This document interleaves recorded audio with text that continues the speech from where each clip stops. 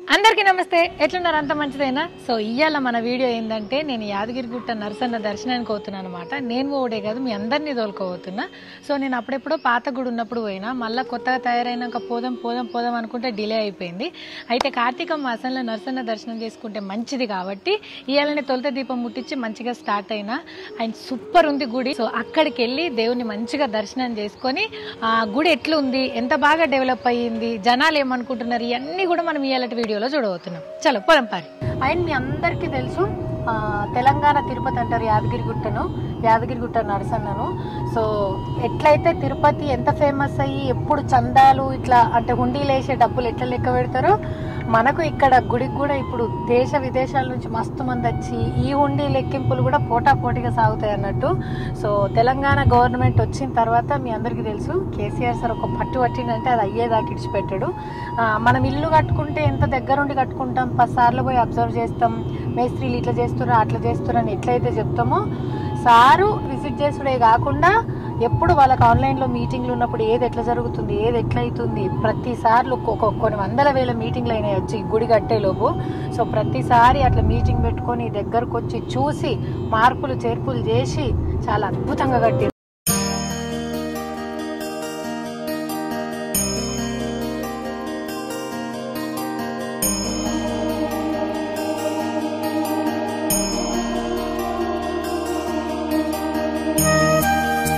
రోడ్కి వచ్చేసినాం అనమాట. అంటే ఇది కమాను, ఇట్లా లోపల నుంచి పోతే ఇంకా గుట్టదారి అనమాట. చలో లోపలికి పోదాం పారి.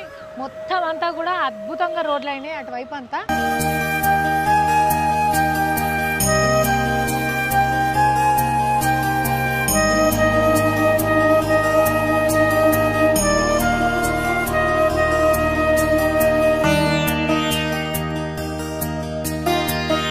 Mini tank bund. అయ్యో ఒక ఫోటో దిగొస్తా ప్లీజ్.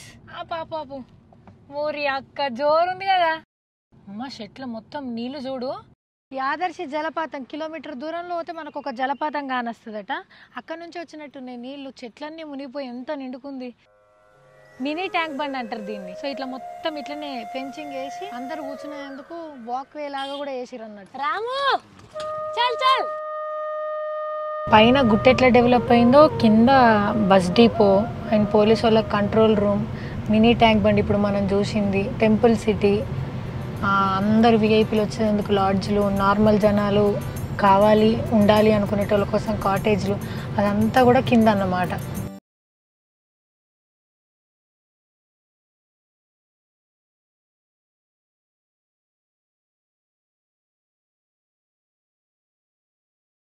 నడుచుకుంటూ పోయేటోళ్ళకి ఇదే అనమాట. నేను వచ్చినప్పుడు ఒక చిన్న ఇట్లా విగ్రహం ఉండే, దానికి కొబ్బరికాయ కొట్టి నడక స్టార్ట్ చేస్తుండే. ఇప్పుడు చూడు ఇటువైపు నుంచి మొత్తం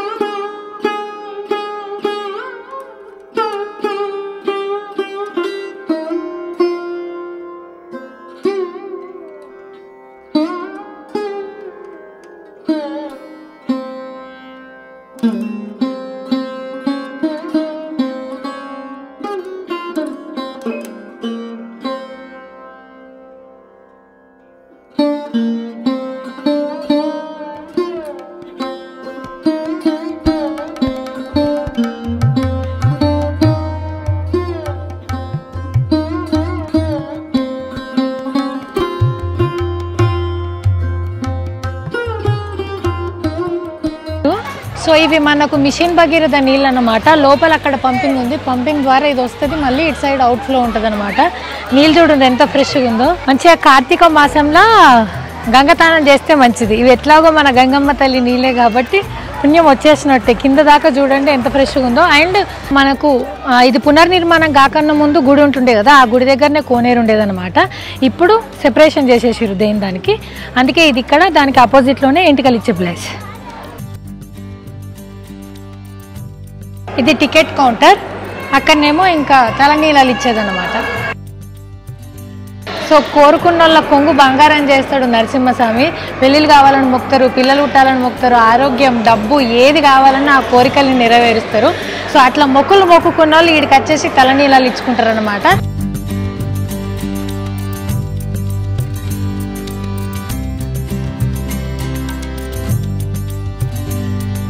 ఇదే సప్త గోపురాలు ఉన్న మన యాదగిరి నరసన్న గుట్ట, యాదగిరి గుట్ట అన్నమాట.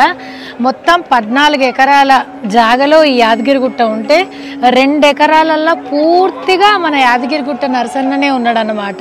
సో ఈడ చూస్తే మీకు అందరు జనాలు ఎక్కువ కానొస్తున్నారు. అండ్ ఈ స్పెషాలిటీ ఏంటంటే ఇక్కడ అంతా కూడా చిన్న ఉన్నప్పుడు మనము పుస్తకాలలో సోషల్ బుక్స్లలో చదువుతుంటే కాకతీయ రాజులు కట్టించారు, వాళ్ళు కట్టించారు అని. సేమ్ ఇప్పుడు ఎంత అప్డేటెడ్ వర్షన్ అయినా సరే, ఎంత మోడర్న్ టెక్నాలజీ ఉన్నా సరే, మన కళను, మన శాస్త్రాన్ని, మన సాంప్రదాయాల్ని ఎక్కడ ఒడగొట్టకుండా గుడి స్ట్రక్చర్ని అట్లనే డిజైన్ చేసిర్రు. ఇవాళ గుడికాడ ఉండి చెప్తున్నాను నేను, ఇది ఇట్లా పునర్నిర్మాణం స్టార్ట్ చేస్తుర్రు అని అన్నప్పుడు కేసీఆర్ సార్ ఎందరితో మాటలు పడాలో అందరితో మాటలు పడ్డాడు. ఎవరు ఏమనుకున్నా సరే, ఏం చేసినా సరే కట్టి చూపిస్తా అన్నాడు. లాక్డౌన్ వచ్చినా ఏం వచ్చినా అనుకున్న టైంకి అనుకున్నట్టుగానే ఇవాళ గుడిని కట్టి మనకు చూపించిండు.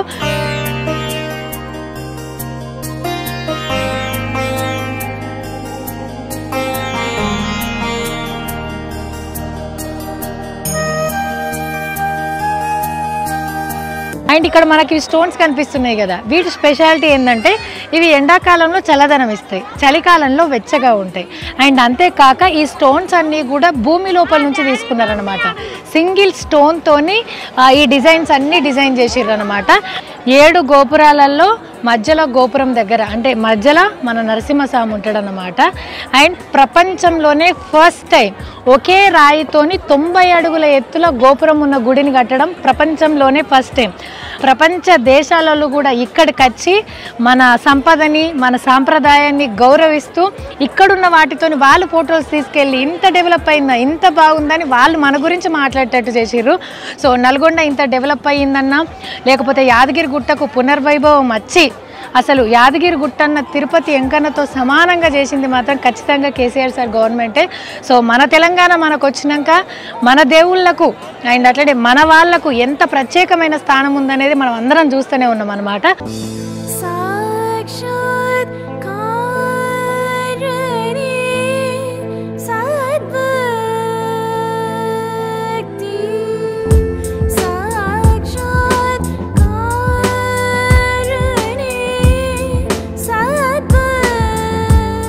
ఆంధ్రప్రదేశ్, తెలంగాణ, తమిళనాడుకు సంబంధించిన కళాకారులు వచ్చి ఈ గుడిని కట్టేటప్పుడు చాలా నిష్టగా లాక్డౌన్లో సోషల్ డిస్టెన్స్ పాటించుకుంటూ అనుకున్న టైంలో దీన్ని కట్టిర్రు. ఇంతవరకు నాకు తెలుసు. కాకపోతే ఇది దేన్ని ఇన్స్పిరేషన్గా తీసుకొని ఈ డిజైన్స్ కానీ లేకపోతే దీని ప్రత్యేకత ఏందనేది మీరే చెప్పాలి. ఇది యాక్చువల్లీ మొత్తం మనకి టెంపుల్ యూజ్ చేసిందంతా కృష్ణశిల రాయితోని కట్టడం జరిగింది. ఈ కృష్ణశిల రాయి అంటే మనకి చాలా విశిష్టమైన రాయి అన్నమాట. దీనికి ట్రిపుల్ వాళ్ళు సర్టిఫై చేసింది 1000 years గ్యారంటీ ఇచ్చారు. స్టోన్లో డెన్సిటీ, డ్యూరబిలిటీ అంతా సర్టిఫై చేసింది ట్రిపుల్ వాళ్ళు. దీనికి ఏదైతే మనకి గర్భాలయంలో ఉన్న విగ్రహానికి ఏదైతే వాడతామో ఆ రాయి మొత్తం అంతా కంప్లీట్గా టెంపుల్ మొత్తం కట్టడం జరిగింది. ఇప్పటి వరకు మనకు ఈ టెంపుల్కి నిర్మాణానికి కావాల్సిన స్టోన్ మొత్తం 2.3 లక్షల మెట్రిక్ టన్ వాడిన మొత్తం. ఈ స్టోన్ మొత్తం అందుకే గూర్జేపల్లి గ్రౌండ్ నుంచి తీసుకురావడం జరిగింది. ప్రకాశం డిస్టిక్ గుర్జేపల్లి గ్వరన్ ఒకటే క్వార నుంచి ఇదంతా తీసుకోవడం జరిగింది. దీంట్లో మనకి శిల్పులు మొత్తం అంతా 2000 మంది శిల్పులు డే అండ్ నైట్ కష్టపడ్డారండి. అంతా తమిళనాడు, కర్నూలు, తర్వాత గుంటూరు ఈ డిస్టిక్ నుంచి వెళ్ళి కొంతమంది వచ్చారు. 80% మాత్రం తమిళనాడు శిల్పులు వచ్చి చేశారు. దీనికి విశిష్టమైనది ఏంటంటే ముఖ్యంగా మనకి లోపల సరికి మూల విరాట్ని ఎలాంటి డిస్టర్బెన్స్ చేయకుండా దాన్ని ప్రొటెక్షన్ చేసుకుంటూ టెంపుల్ డెవలప్మెంట్ చేయడం జరిగింది. దీంట్లో ముఖ్యమైన మా గురువు గారు వచ్చేసరికి first of all Anand Sai గారు ఆర్ డైరెక్టర్, తర్వాత సుందర్ రాజ్ అని స్థపతి, తర్వాత వేలిస్తారు. వాళ్ళ ఆధ్వర్యంలో మేమంతా పనిచేయడం జరిగింది. నాతో పాటు 14 మంది ఆర్టిస్టులు ఉన్నారు.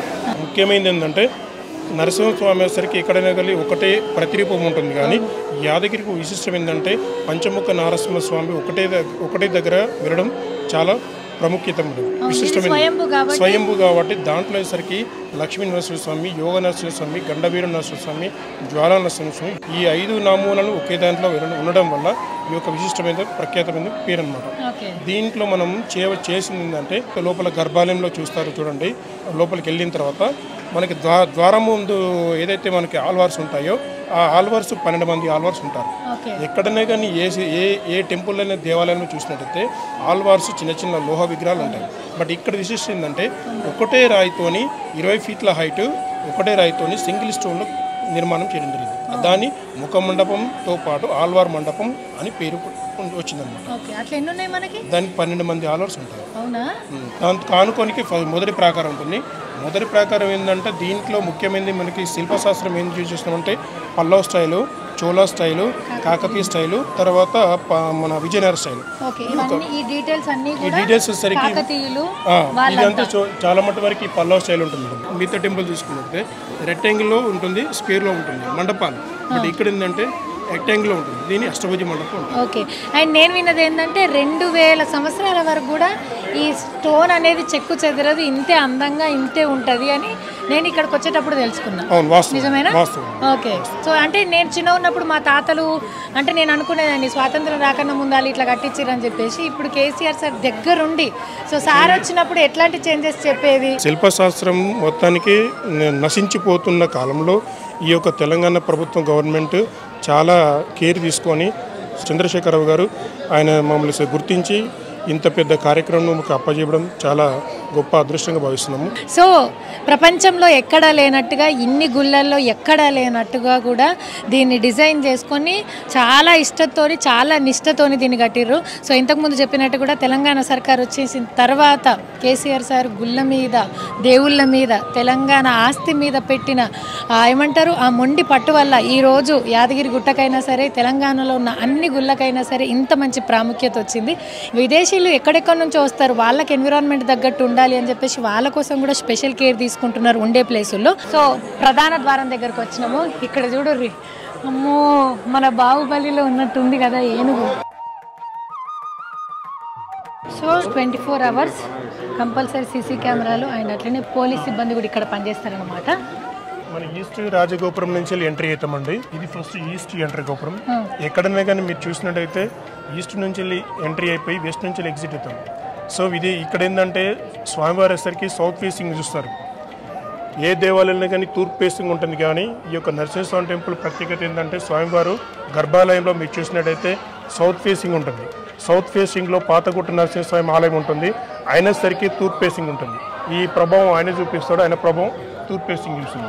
దీనికి లింక్ ఉంటుంది. తూర్పు రాజగోపురం ఎంట్రీ కాగానే ఇది మొదటి ప్రాకారం ఉంటారు. ఈ మొదటి ప్రాకారంలో వచ్చేసరికి 4 పక్కల 4 మండపాలు ఉంటుంది. దీంట్లో వచ్చేసరికి ఆగ్నేయము, అదేసరికి పక్కన. సో మాడవీధులన్నా ప్రాకారాలన్నా ఒకటేగా? ఒకటే. ఓకే. సో 4 మండపాలు ఉంటాయి. 4 మండపాలు ఉంటుంది. అట్లాగే ఈశాన్యము, నైరుతి, ఈశాన్యము, వాయువు, ఆగ్నేయం. ఆగ్నేయం వచ్చేసరికి ఇది ఫస్ట్ ఆఫ్ ఆల్ ఆగ్నేయం అండి. ఈ ఆగ్నేయం వచ్చేసరికి రామానుజగుటం ఉంటుంది, స్టైల్ పిల్లర్ అంటారు. యాలిపాదం అంటే దీనిలో ఒక నరసింహ అవతారం వచ్చేసరికి సింహమాకారంలో ఉంటుంది. సింహం వచ్చేసరికి ఏనుగును తొక్కి ఆయన మీద అంటే ఏనుగు మీద నొక్కి ఆ తొండాన్ని ఖర్చుకొని లతలు తిరిగి ఉంటుంది చూడండి. ఈ తొండం వచ్చేసరికి ఏనుగు తొండం వచ్చేసరికి ఆ సింహం యొక్క వచ్చిన నాలుకల నుంచి లతలు ఉంటాయి, దానిలో ఖర్చుకొని ఉంటుంది. సో ఈ టైప్ ఆఫ్ ప్యాటర్న్స్ మొత్తం ఈ మండపంలో 59 పిల్లర్స్ ఉంటుంది. 59 పిల్లర్స్ ఉన్నాయి. దీని కింద వచ్చేసరికి సింహాలు చూడండి. సింహాలు వచ్చేసరికి లోపల బాల్ పెట్టండి, బాల్ రొటేట్ అవుతుంది. దీంట్లో వచ్చేసరికి ఈ కంప్లీట్ గా ఈ స్టోన్ బల్క్ స్టోన్ లో మొత్తం ఈ బాల్ తో పాటు కార్వింగ్ చేయడం జరిగింది. మీరే కార్వింగ్ చేసేసి అది అట్లే ఉంది. ఈ యొక్క శిల్పి నైపుణ్యం చూపించుకోవడానికి మేము పెట్టాం మేడం. ఈ యొక్క బాల్ రొటేట్ అయితే లోపల బాల్ తో పాటు ఎంత ఈ టైప్ ఆఫ్ మొత్తం 59 సింహాలు ఉంటాయి. 59 సింహాలు ఉన్నాయి ఇన్ని గోపురాలలో. అండ్ మండపాలు వచ్చేసి 48 ఉన్నాయి. సో ఈ అన్ని కూడా ఒక రాయికి హస్తకళ అన్నమాట. ఇంతమంది కళాకారులు చేత్తోని చేసిన హస్తకళ మీరు ప్రతిదీ చూస్తే ఎంత చిన్న షార్ప్ ఫినిషింగ్ ఉంది. అండ్ ఏనుక్కే కాకుండా దానికి గజ్జల నుంచి దాని తర్వాత దేవుడు ఉగ్ర రూపాన్ని చూపిస్తూ ఏనుగును తొక్కేది. అండ్ అటుపక్కకంతా కూడా నేను ఇంతకుముందు చెప్పినట్టుగానే తెలంగాణ సంస్కృతి సాంప్రదాయాలు బతుకు చిత్రాలు అన్నట్టు. అంటే పక్షులు ఉన్నాయి, జంతువులు ఉన్నాయి, ఫ్లవర్స్ ఉన్నాయి, సో దేవుళ్ళు ఉన్నారు. ఇదంతా కూడా ఎక్కడ మన సాంప్రదాయం కానీ శాస్త్రం కానీ మర్చిపోకుండా ఉండేందుకు ప్రతి ప్రతిదీ డీటెయిలింగ్ ఉందన్నమాట. స్వామి వారికి మాత్రమే ప్రత్యేకంగా చేసే ప్రసాదాలు ఈ 4 రూమ్లలో జరుగుతాయి. యాక్చువల్లీ ఏంటంటే మనకి ఈ గర్భాలయం కింద స్వామివారు ఉంటారు. కింద స్వామివారి పైన విమాన గోపురం వస్తుంది. ఆ విమాన గోపురం పైన సుదర్శన చక్రం ఉంది, అది గోల్డ్దే. బట్ ఇదంతా మొత్తం విమాన గోపురం మొత్తం అంతా ఈవెన్ తిరుమల ఏ విధంగా ఉందో అదే విధంగా చేస్తున్నాం, బంగారు పూత. దీనికి ఇప్పుడు స్టార్ట్ అయ్యి 1 ఇయర్ అయింది, ఇంకొక 1 ఇయర్ పడుతుంది. ఓకే. అండ్ ఇక్కడ చూస్తున్నారా, ఇవన్నీ ఏంటి అనుకుంటున్నారు? మొత్తం సెంట్రల్ ఏసీ, లోపల గుడి మొత్తం ఏసీ ఉంది. నాకు తెలిసి తెలంగాణలో ఫస్ట్ గుడి అనుకుంటే ఏసీతో. జనాలకు ఎండాకాలం కాదు, అంటే జనాలు ఎక్కువ వస్తారు, వేడైతే ఎక్కువసేపు ఉండలేం కదా, అటువంటి ఇబ్బందులు లేకుండా సెంట్రల్ ఏసీ పెట్టేసిరు. అదే ఈ పైప్ లైన్ అనమాట. పంచతల రాజగోపురాలు మొత్తం 4 ఉంటుంది. ఓకే. విమాన గోపురం, గర్భాలయం విమాన గోపురం 1 ఉంటుంది. త్రితల గోపురం 1 ఈశాన్య భాగంలో మనకి ఎంట్రీ అయ్యేది చిన్నది, అది 1 ఉంటుంది. మహారాజు గోపురం, పెద్ద గోపురం, 7 అంతస్తుల రాజగోపురం 1 ఉంటుంది. మొత్తం 7 గోపురాలు ఉంటాయి మనకి. 7 గోపురాలు వచ్చరికి మనకు ప్రముఖ విశిష్ట గోపురం ఇదొకటి, సౌత్ గోపురం. ఇదొక ఎంట్రన్స్ అన్న, ఇదొక ఎంట్రన్స్. నిత్య కళ్యాణ మండపం ఉంటుంది. కళ్యాణ మండపం. నిత్య కళ్యాణ అది స్వామివారు పైన సింహాసనం. సింహాసనమా? బంగారు రథం స్వామివారిది, మొత్తం గోల్డ్, మొత్తం గోల్డే. వైకుంఠ ఏకాదశికి ఈ ద్వారం ఓపెన్ చేస్తారు. ఇట్లా మళ్ళీ కొంచెం డైరెక్ట్ దర్శనం. మీద కూడా దేవుళ్ళు అండ్ అట్లనే అక్కడ చూడండి, దేవుంది నామాలు, సుదర్శన చక్రం, శంకు ఉంది. సో ప్రతి ఒక్క మండపానికి ఖచ్చితంగా అవి ఉన్నాయన్నమాట. సో ఇప్పుడు మనము లోపలికి వెళ్దాం.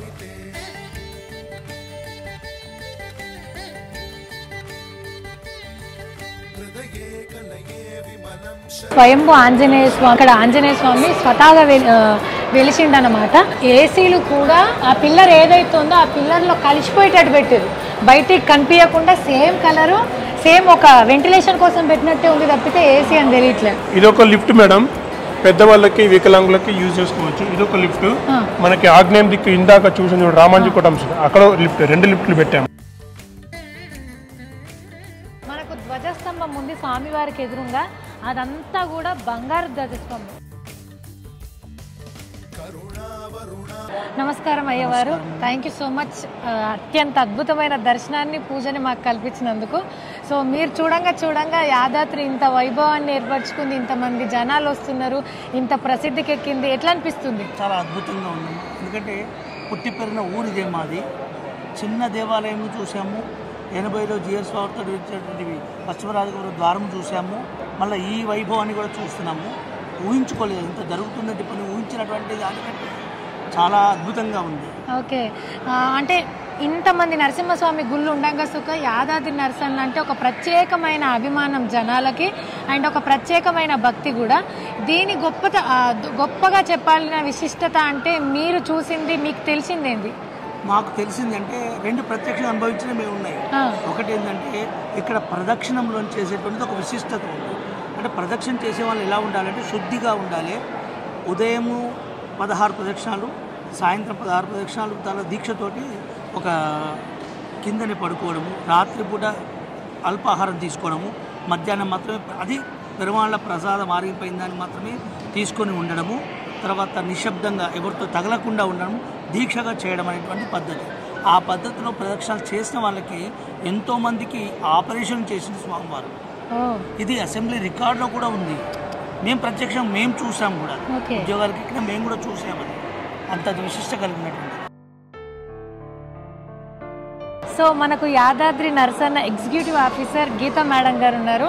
Thank you so much madam. జనాలు ఎంతమంది వచ్చినా సరే అందరికీ సరిపడా ఏర్పాట్లు అన్నీ ఉన్నాయి.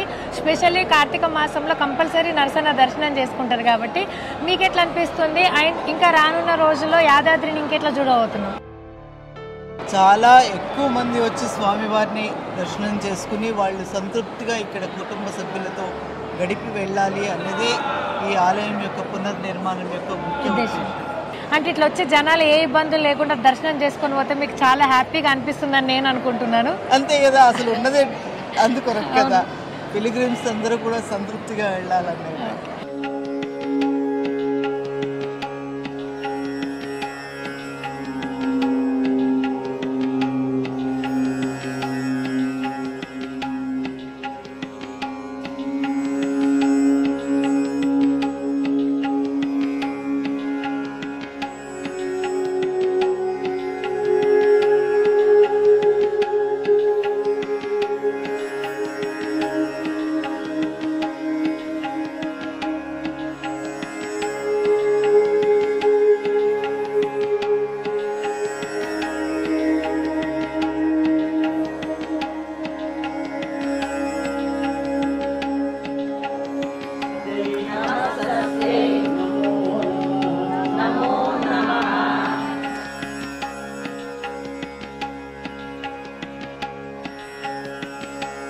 యాదగిరి నరసన్నను మంచిగా కార్తీక మాసంలో నేను దర్శనం చేసుకున్న, అందరితో కలిసి దీపాలు ముట్టించిన. మీరు కూడా మీరందరు ఫ్యామిలీతో వచ్చి దేవుని దర్శనం చేసుకొని మీరు కోరుకున్న కోరికలు అన్నీ నెరవేరాలని నేను మనస్ఫూర్తిగా కోరుకుంటున్నా.